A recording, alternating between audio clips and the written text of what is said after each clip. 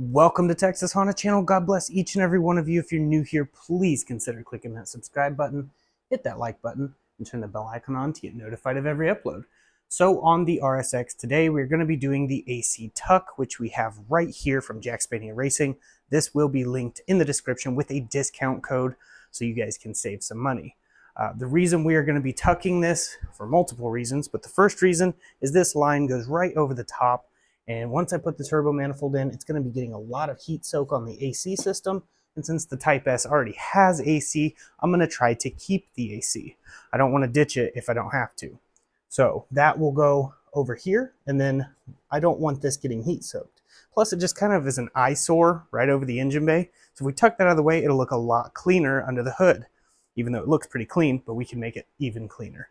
So we're going to be tucking all of that. We do have to pull the fender off and the side skirt. It's not very hard to do. There's a 10mm bolt when you open the door right here, and then there's some bolts down there at the bottom. You take the side skirt off, you get underneath, and there will be clips with screws, and then we take all the fender bolts off. The headlight will have to come out. I'm just going to take the bumper off. It's real simple since I have the quick release. And then there's clips in here we pop out. Yeah, moving over here, we have the Tuck AC kit from Jack Spania. Got the high pressure, it has an H on it for high pressure, and then the blue is the low pressure, and it runs into this piece which goes right at the firewall, and it has all of the rubber O-rings that it needs. So it comes with 6 O-rings that you'll have to put on yourself, and then it already has O-rings attached to the pieces. Like this one goes to the compressor, and so does this one. And then we've got 2 extra ones that go on the end of these hoses, and it comes with the 6 self-tappers so we can mount this up out of the way.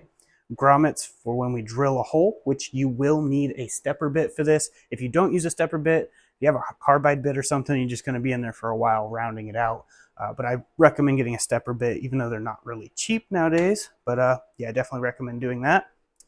And yeah, it's pretty simple, really, to get this installed. I'll try to be as detailed as I can for you guys and make it enjoyable to watch. So I'm going to go ahead and get the fender, wheel off, and all that, and then we'll go from there. I hope you guys enjoy this video. If you do, please consider clicking that subscribe button. And here we go.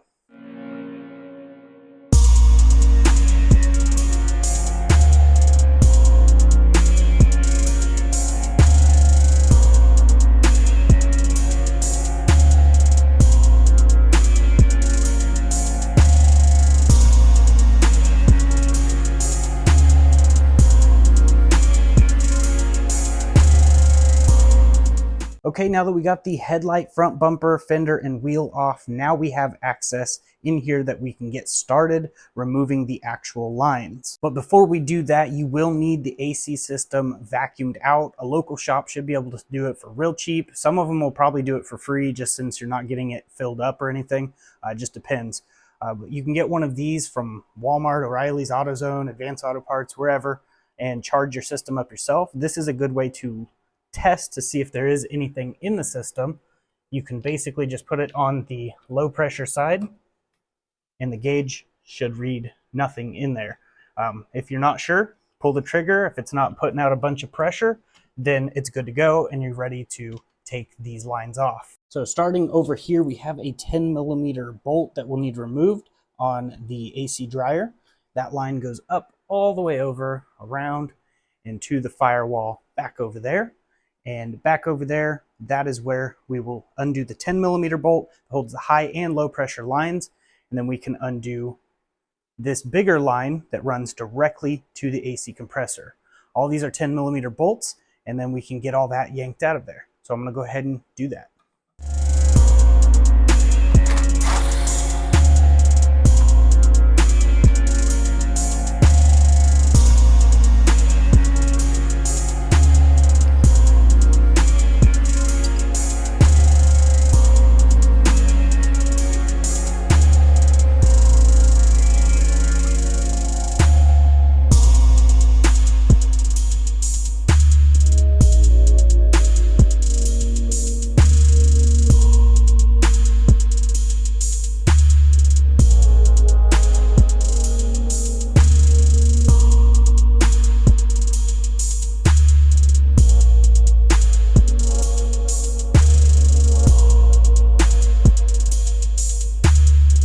Okay, now that we got that stuff out of the way, we're gonna go ahead and install this. Make sure to put a little bit of like motor oil or something to lube these O-rings up. We're gonna be using the factory 10mm bolt that went in this location. The big end goes up top and the little end goes on the bottom.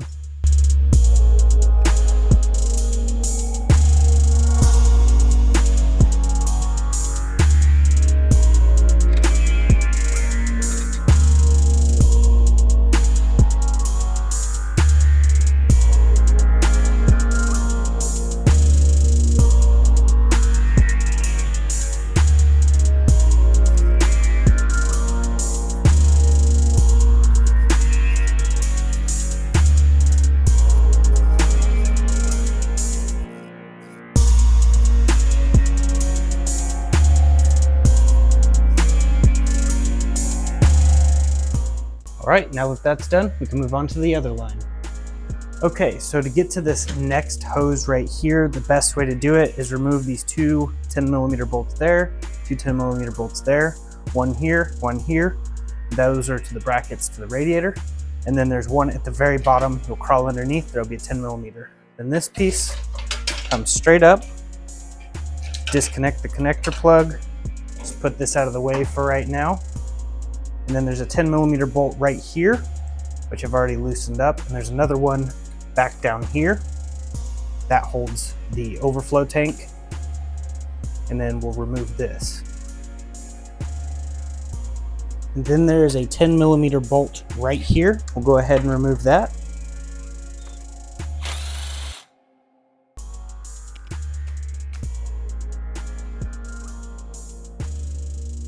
Pull this line out. This one here is the low pressure line, which is the thicker one. Now moving over to the passenger side wheel well, there's two holes right here. That's where we're going to need the stepper bit. We're going to widen both of these holes out pretty much all the way to the end of this stepper bit here, which is 1 3/8. We're going to go ahead and widen both of those all the way through. And as you can see right back here is where we installed the piece on the firewall. Then our hoses will go through here, and then we are going to run them up through here, over through there, and in through there. So I'm gonna go ahead and drill these holes out.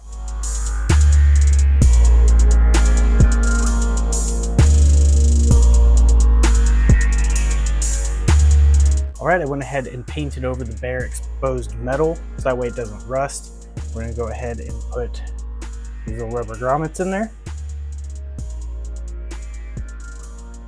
And now we can run the lines through both of these holes.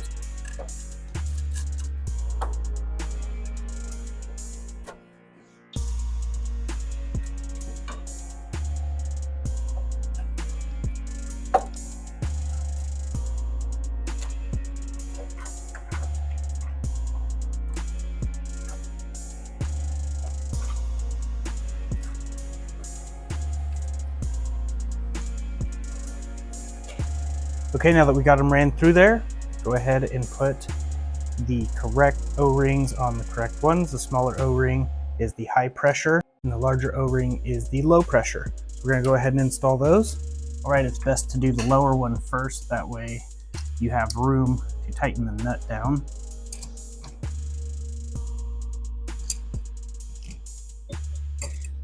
All right, those are nice and tightened down. So now we can move our way back to the wheel well.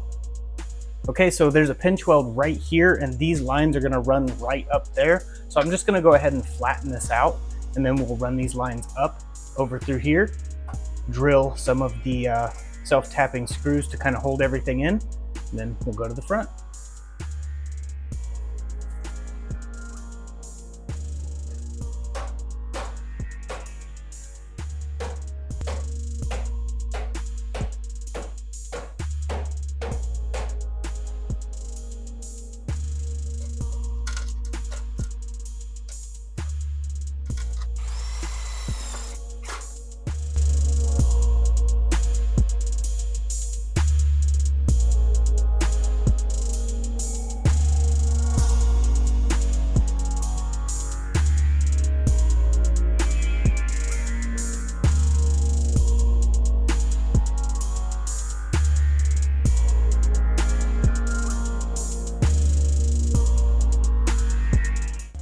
All right, the next step is to install the low pressure side, which is the bigger one.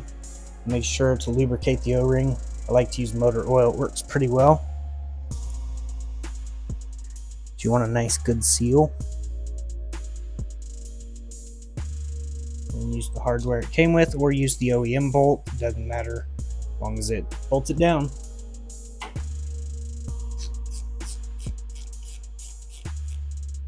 Okay, after we got that installed, we're going to go ahead and install this line. Make sure to lubricate the O-ring as well. And then just get it in.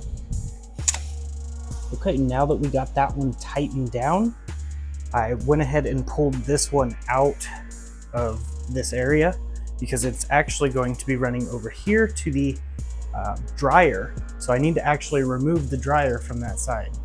I'm just going to go ahead and remove this 10mm bolt here and remove the 10mm bolt on the dryer. All right, now that I got the air dryer off, I went ahead and installed both fittings, making sure the O-rings are on there. And I'm actually going to mount it right here.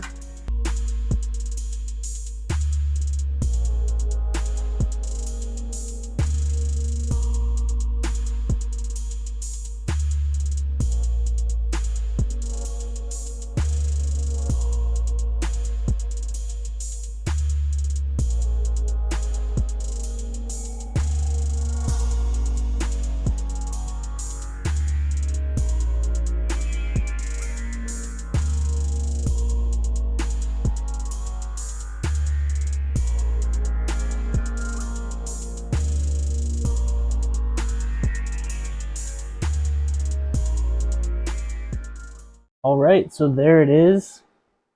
That line is installed to the dryer. And everything over here is nice and solid, nice and tightened down. All the O-rings are in.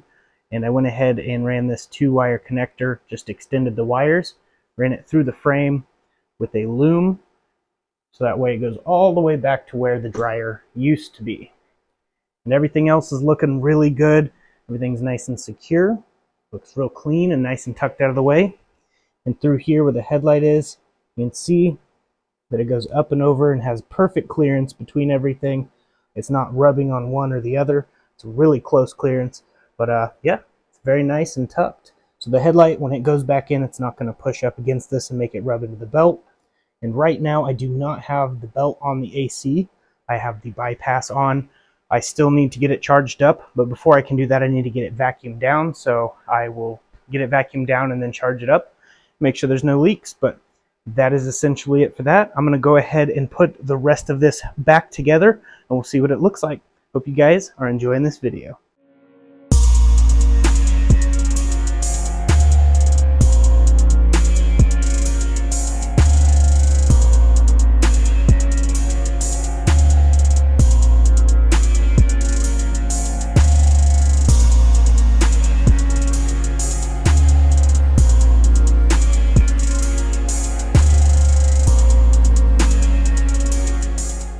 All right, here's the bay with the lines tucked and everything put back together. Looks so much better now that we don't have a huge line right over the middle and then the lines running off to the side.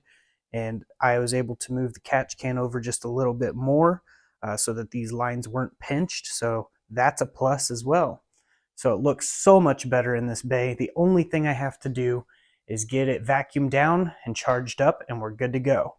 Now the only issue I ran into was right on the bumper on the inside. It was hitting my fog light. So if you don't have fog lights, it's not gonna be a big deal. All I did was just basically bend it out a little bit on the bracket and the bumper went on fine.